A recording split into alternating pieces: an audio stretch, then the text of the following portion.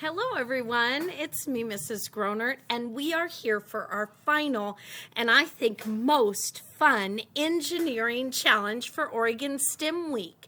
It's called Soaring, and today we're going to be making our very own twirly helicopters.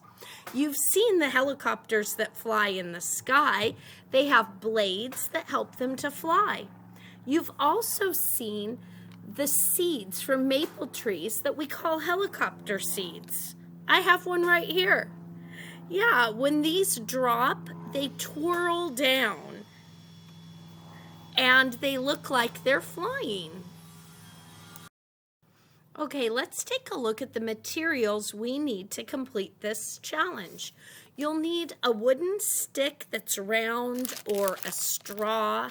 I found paper straws work really well for this activity. You're also going to want to have tape or glue, paper or cardboard. Old food boxes work great for this challenge. A string or ribbon and a measuring tape or a ruler to see how far your helicopter flies. Okay, what do we do for this challenge? Well, your challenge is to create a helicopter with blades that, when twirled between your hands, can fly 10 feet away from you. You can try using different materials for the blades, so you can make more than one twirly helicopter, which is kind of fun. Okay, we want to make sure that we're using the engineering design process to complete this challenge. So first, define what needs to be accomplished and what tools are available. Well, we need to make a helicopter that flies 10 feet from us when we twirl it between our hands. Now, what are your ideas? Use your imagination to come up with some ideas, talk to your friends, and then make a plan. Draw and discuss your design with your friends. Okay, I'm going to go ahead and make my plan right now, and I'll show you when I finish. Okay, here's my plan. I decided I want to try 2 different types of helicopters. For the first one, I'm going to use popsicle sticks for the blades.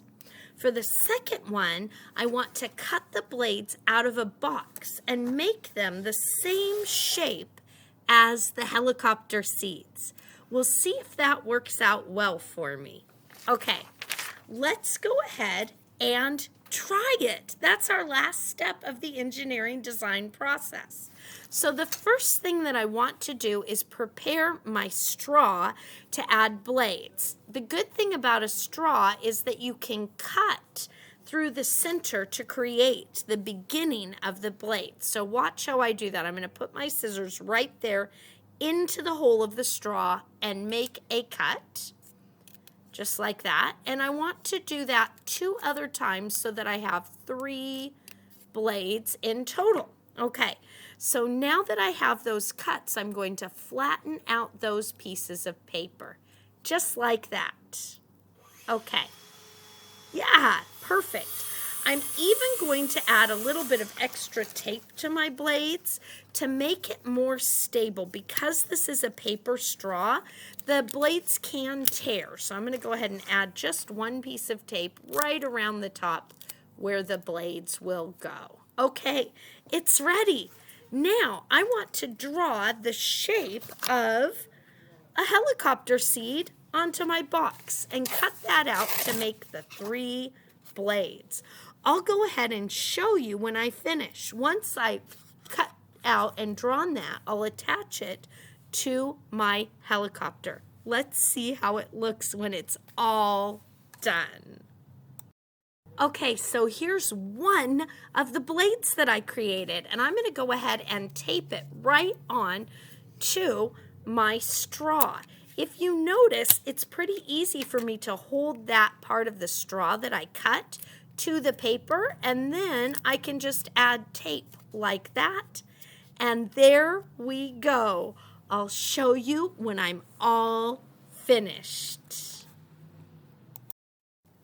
Okay, there it is. I have my first helicopter that I made with the shape of the seeds, and my second helicopter that I made with the shape of the popsicle sticks. I wonder which one will fly better. I can't wait to see what happens.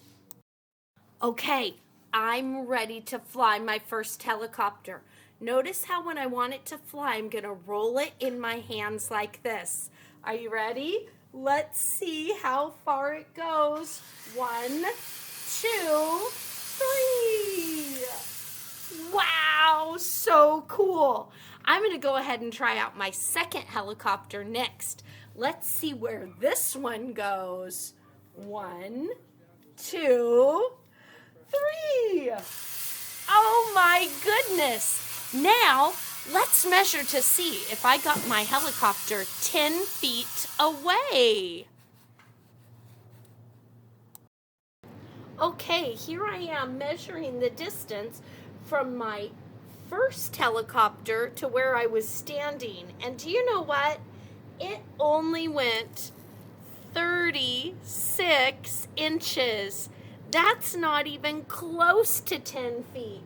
And I can tell that my second helicopter isn't very much closer. Well, you know what that means. That means I have to go back and try again. I really need to think about what can I do to change how far my helicopter flies? What happens when you change the position or length of the wings or blades? I'm ready to try again. I can't wait to see what you do. When you finish your helicopter, take a picture of it and write how far did your helicopter fly. I hope you can get yours to fly further than 36 inches like mine. Have fun, everyone, and I hope to see you again very soon.